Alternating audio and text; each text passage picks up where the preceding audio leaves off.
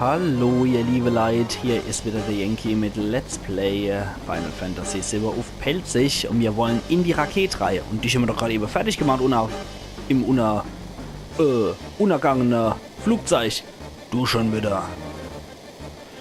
Wir werden jeden beseitigen, der sich der Annalene in den Weg stellt. Die haben wir doch gerade eben fertig gemacht. Du bist aber schnell unterwegs. Dann müssen wir erstmal die 2 Kasper vorne ausschalten. Die Sache, das machen wir auf die schnelle Art. Und wir gucken mal, was er das mal bei sich hat. Na, mal nett. Okay. Dann warten wir einfach mal ab, bis es soweit ist. Und lassen wir die Beschwörung einfach für sich sein. Und wenn der Sid was klauen kann, gucken wir doch mal, ob der Barret nicht auch sowas hinkriegt. Weil Barret hat ja auch seit der letzten Episode auch Stehlen mit im Gepäck. Und dann gucken wir doch mal, was das leisten kann. Auch wenn es auf unterster Stufe ist, aber wir können ja immer noch einen Klauversuch dazu erreichen. Okay, die 2 Kasper sind jetzt weg. Du rauchst mal, der macht eine Zauberbarriere um sich. Okay, wir machen trotzdem mal Beben 3 auf dich, um zu gucken, was wir kriegen können. Konnte nichts stehlen. Und Beben 3. Konnte nichts stehlen. Okay, jetzt haben wir aber der doppelte Versuch, was ich ganz cool finde. Und Zietrich wieder gestohlen. Okay, da hat jemand noch selber bei sich. Aber auf Zauber reagiert er jetzt nicht so gut, deswegen... Ja, besonders schwach ist er nicht und desmal hat er sich aufgelöst, statt dass er einfach mal seine Sonnenbrille richtet, auf die Uhr guckt und weggeht. 4000 Erfahrungspunkte und 100 AP haben wir gekriegt. Und keine Objekte. Aber ja... Oh, sie... Hen uns. Schade. Tut mir leid, Root. Tut mir leid, Root. Ich hoffe, du überlebst. Ich mag dich. Du, warum bist du hier? Root von der Türke soll doch hier sein. Pech, die sind dort drüber. Oh Mann, wenn die Türke so reinlegt. Wenn man die Türke so reinlegt. Aber ich lass dich nicht durch. Na dann. Wenn sogar die Turks nicht gegen uns standhalten können, dann du doch bestimmt auch nicht, Männl. Also bilder jetzt nichts vorbei, dass du hier der Obergoscher wärst, der uns hier nochmal die Hose auszieht. Das ist nix, mein Lieber. Das kann schon gar nicht packen. So, das ist, als würde ich mich jetzt in meinem jetzigen Zustand mit Emerald Weapon anlegen. Das wird einfach nix. So. Oh, armer Kerl. Das ist ein Pirat. Da gehen wir mal ins Cockpit rein. Unglücklicherweise haben wir ja das Sid hier im Gepäck. Das sind die Techniker vom Sid. Ey, was zum Teufel machen denn hier? Hey, gerade als ich gedacht habe, es ging los, du bist du, Kapitän. Hör mal zu, Kapitän, wir werden die Rakete starten. Hä? Was rennt denn da? Wir werden eine Materiebombe laden und einen Meteor in die Luft jagen. Unsere Rakete wird den Planet retten. Ah, Mann, das ist cool. Moment mal. Halt die Gosch und sei still. Wie sieht's mit der Rakete aus? Ziemlich okay. Aber wir wollen sie mit dem Autopilot in den Meteor steuern, aber das wichtigste Teil ist kaputt. Kaputt? Wie sieht's mit der Reparatur aus? Die Shira macht das. Na klasse, ihr seid wirklich tolle Hechte und die wird 100 Jahre brauchen. Ich übernehme. Mann, euch gesorgt um der Autopilot. Na machen schon los, erzähl's alle. Okay, Kapitän, viel Glück. Hey, Sid, was machst denn du da? In der Materie stecken Generationen von Erkenntnissen und... in der Materie stecken Generationen von Erkenntnissen und Weisheit. Wir werden uns die Ausleihe und den Planet vom Sephiroth retten. Wir dürfen auf keinen Fall die große Materie verlieren. Hast du das verstanden? Ja, ich verstehe. Ich weiß, dass die Materie wertvoll ist und ich verstehe, was du denkst. Aber horch mal, mir ist es scheißegal, ob es Wissenschaft oder Zauber ist. Nee, wenn ich die Wahl hätte, würde ich lieber auf die Wissenschaft setzen. Menschen, die sich nur auf dem Boden fortbewegen, können jetzt fliegen. Und jetzt kehrt der Weltraum uns. Die Wissenschaft ist endlich von den Menschen entwickelte Macht. Und vielleicht ist dies, die den Planet retten kann. Dank der Wissenschaft habe ich mal Auskommen gehabt.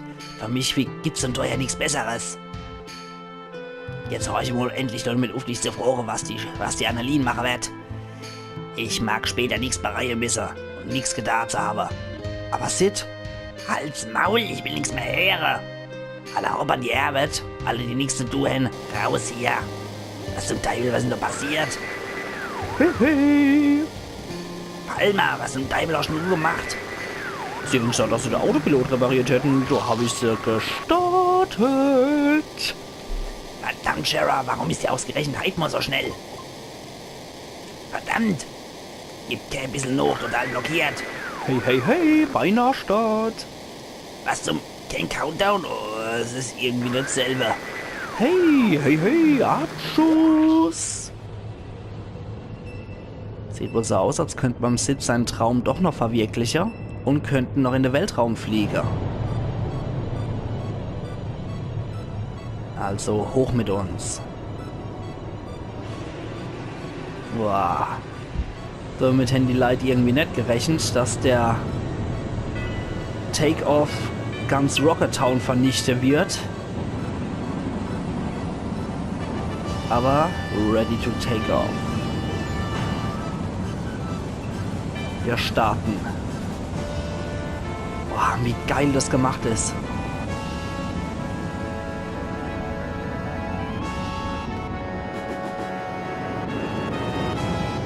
Boah. Einfach nur geil.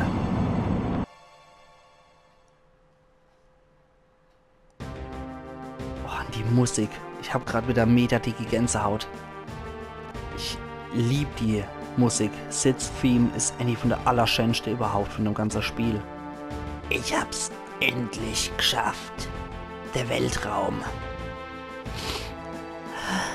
Lass mal sehen, wie ist denn der Kurs programmiert? Ja, wir fliegen Richtung Meteor. Können wir nichts machen?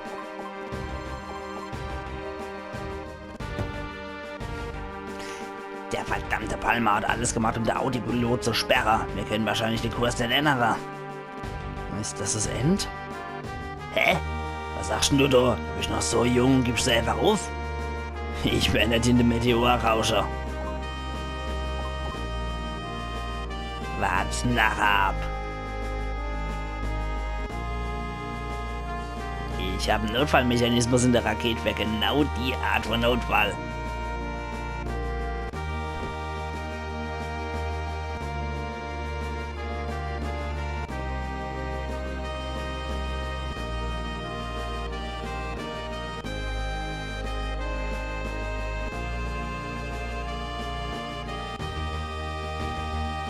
Entschuldigung, so viel Zeit hat einfach Sei gemisst, um die Musik zu würdigen. Ich habe den Verriegelungscode vom Notmechanismus entschlüsselt. Wir hauen ab, bevor wir mit dem Meteor kollidieren. Warte mal, was passiert mit der großen Materie? Machen damit, was da wollen. Die Materie müsste oben sein, wenn die Leder hochsteigen. Sicher? Weiß nicht. Aber ich weiß, was ich vor einer Minute gesagt habe. Vielleicht wollen wir einfach nur ins Weltall. Vielleicht wollte ich einfach nur ins Weltall. Warum machen wir da nicht einfach alle, was wir für richtig halten? Oh Mann, die Musik, die ist so ultra geil. Ich bin jetzt auch einfach mal eine Weile still. Wir haben endlich die große Materie gefunden. Es ist so aufgebaut, dass die Verriegelung geöffnet wird, wenn wir den Zugangscode an dem Steuerpult eingeben.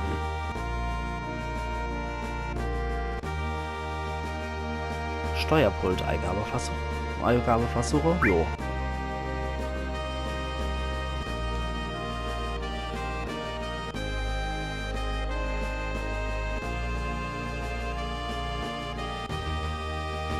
Entschuldigung, es muss einfach sein. Bolk, du weißt, wie das funktioniert, oder? Wenn die Meldung erscheint, Zugangscode eingebe, Kreis, X, Dreieck oder Viereck-Trigger. Wenn du richtige Code eingibst, öffnet sich der Richel und du kriegst die große Materie. In welcher Reihenfolge soll ich den Code eingeben? Ich weiß nicht, versuch's einfach mal noch im Zufallsprinzip. Also Dreieck, Viereck, X und Kreis. Falsch, natürlich. Oh oh. Sieht aus, als hättest du falsche Code eingeben. Wenn man nicht den richtigen Code eingeben, bevor das Schutzsystem aktiviert wird, kommt man nicht an die Materie ran. Dreieck, Kreis, X und Viereck? Nee. Ich habe gehört, es gibt einen Zugangscode, den nur die Top-Line von der Annelien kennen. Wahrscheinlich ist es der Code. Versuch's mit ein paar Codes und ich versuche mich an den Code zu erinnern. Dreieck, Dreieck, XX. Ich glaube, dass der erste Code Viereck war. Viereck, Kreis, Dreieck und X. Ich habe vergessen, lass mal ein bisschen mehr Zeit. Viereck, Viereck. X, Kreis. Ich bin ziemlich sicher, dass der letzte Code Dreieck war. Nee, vielleicht war es X. Viereck, Kreis, Dreieck und X. Hast du Dreieck gedrückt? Ich bin ziemlich sicher, dass du es nicht gedrückt hast. Viereck, Kreis, X und Dreieck. Ich glaube nicht, dass der zweite Code ein X war. Viereck, Kreis, X, Dreieck. Okay, nochmal. Viereck. Ja, nee, Mist. Das war falsch. Das muss ich nochmal kurz machen. Dritte Code war X, glaube ich. So, Viereck, Kreis, X und Dreieck. Nee. Okay. Viereck, Kreis, Dreieck, Dreieck. Okay. Viereck, Kreis, X, X. Okay, dann nochmal. Viereck, Dreieck, Kreis, Dreieck. Okay, er weiß es also nicht. Viereck, X, X, Dreieck. Ah, okay. Kreis noch einmal. Viereck, Kreis, Kreis, Dreieck. Okay, nochmal. Viereck, Kreis, Kreis, X.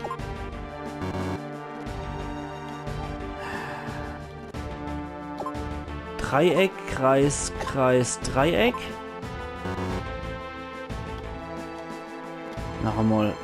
Dreieck, Kreis, Kreis, X.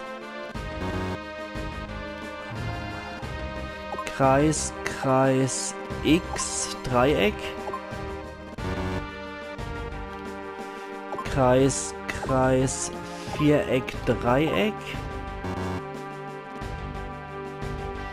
Kreis, Kreis, Viereck, Dreieck. Kreis, Kreis, X, Dreieck. Okay, das war's. Mir kommt nicht dran. Ah, scheiß Dreck, das Schutzsystem hat sich gerade eingeschaltet. Wolke, es ist Pech, aber wir müssen es losen. Mist, das habe ich jetzt nie mehr geknackt. Scheiße, das ärgert mich gerade. Man kann aber nicht alles haben. Schade drum. So geht nichts mehr. Das ärgert mich jetzt im Endeffekt, dass ich durch das nicht geknackt habe. Jetzt müssen wir leider Dorona. Schade, die kriegen wir nicht mehr.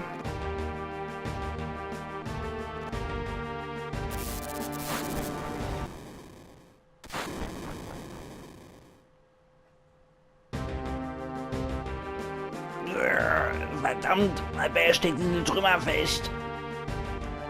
Sid? Tommy ist zu schwer. Kümmere dich nicht um mich, los, schnell hauen ab. Wenn diese Dummel bei die Rakete in den Meteor reichrache. Ich kann meine Freunde nicht zurücklassen. Du Pappsack, du hast Zeit, dich um andere zu kümmern. Ich werde tun, was ich kann. Du bist bescheuert. Du bist wirklich absolut bescheuert. Tank 8 ist explodiert, Tank 8. Hat also wirklich schon richtig funktioniert. Shira, du hast recht gehabt.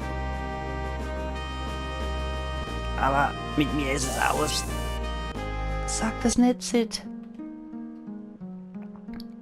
Shira. Ich bin runtergekommen und ich will euch helfen. Du Blödi Gretel, hinter der Heckfahrt, da mich noch mal Gewitterkeitel noch einmal. Tut mir leid.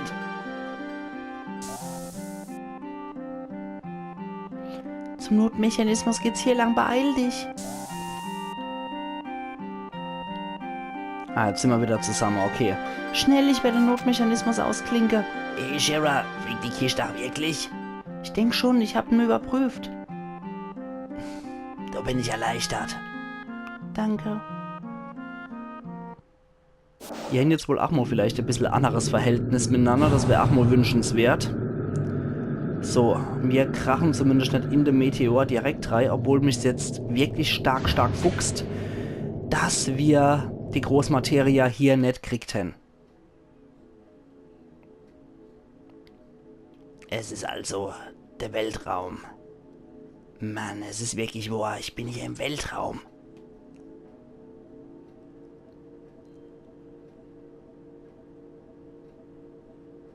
Bis dann, Annelien 26.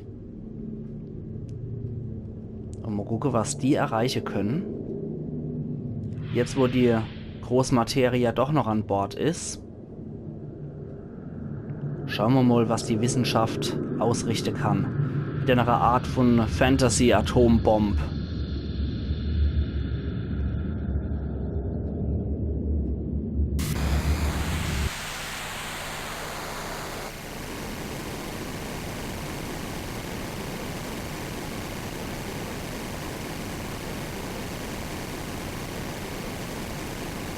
Ach, der Buchenhagen hat sich im Cosmo Canyon angeguckt. Und verfolgt natürlich das Ganze. Und in Midgar bei der Shinra-Zentrale guckt man auch gebannt hier. Und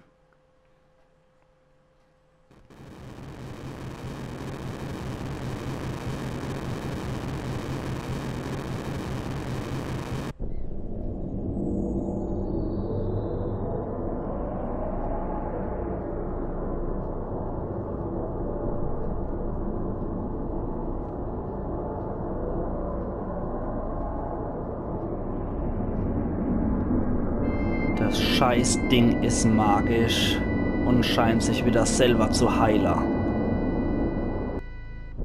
Es hat nichts gebraucht, außer an der Oberfläche zu kratzen.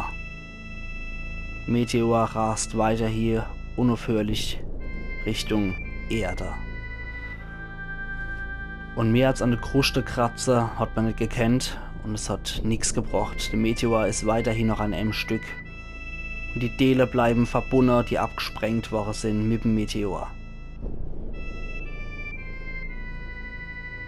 Der Plan von Rufus war ein Reifall. Was war Pleit? Ich hoffe, es hätte geklappt. Wir hätten es ihnen so schwer wie möglich gemacht, aber es ging nicht anders, ob das ein Fehler war. Das beunruhigt dich. Stimmt's? Mach da den Kopf, denk lieber noch. Die Frau hat recht. Du machst dir zu viele Sorgen. Alles bricht zusammen und wird noch schlimmer. Klingt doch sehr optimistisch. Hast du die Idee? Ich habe über vieles noch gedacht, als ich von da oben den Planet angeguckt habe. Sogar dann, als wir mehr in der Rettungskapsel getrieben sind. Ich hab auch noch gedacht. Übers All, der Planet, der Ozean, so groß und so weit. Wo ich auch gehe, was ich auch tue, und dann wird das nix. Vielleicht hast du recht. Aber dann habe ich einen Gedanke gehabt. Ich habe immer gedacht, der Planet sei so riesig. Aber aus dem All habe ich gesehen, wie klein das er ist. Ganz allein so in der Finsternis und so hilflos. Und im Innern der Sephiroth, der mir Krankheit an ihm nacht. Ich mein, wie der Planet ist wie ein Kind. Ein Kind, krank und ängstlich und so verloren im All. Jemand muss ihn doch beschützen. Der jemand, der sind wir. Sid, das ist wundervoll. Ja, seht, sogar ich hab's kapiert. Ja, das spricht Bände, wenn sogar der Dubschädel es kapiert hat. Was tun wir dann jetzt? Wie können wir den Planeten vom Meteor beschützen? Ja, das ist ein bisschen ratlos, ne? Darüber denke ich nämlich noch. Denke ich immer noch nach.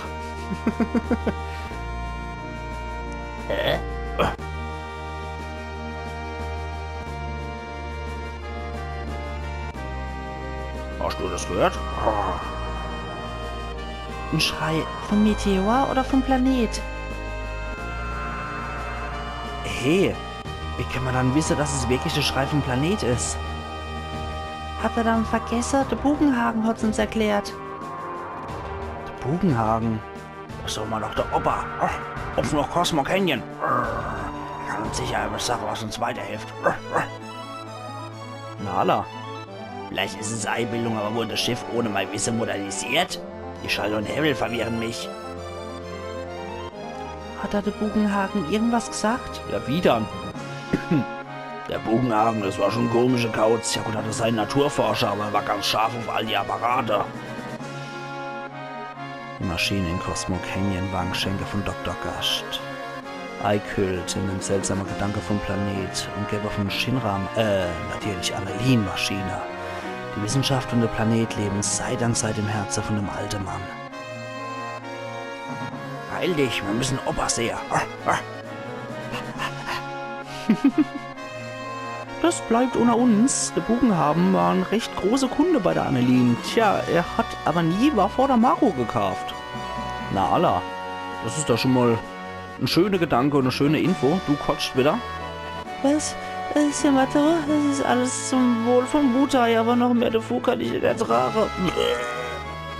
Na gut, dann speichern wir mal wieder hier die Sache. Rudi Herbert. Wir stellen erstmal wieder alles her. Und dann speichern wir. Gute Arbeit. Jawohl, wird gespeichert. Und ich jetzt sage ihr, liebe Leute, wir sehen uns dann morgen wieder zu Let's Play Final Fantasy Silver auf Pelzig. Also machen's gut und bis morgen. Ayan Yankee.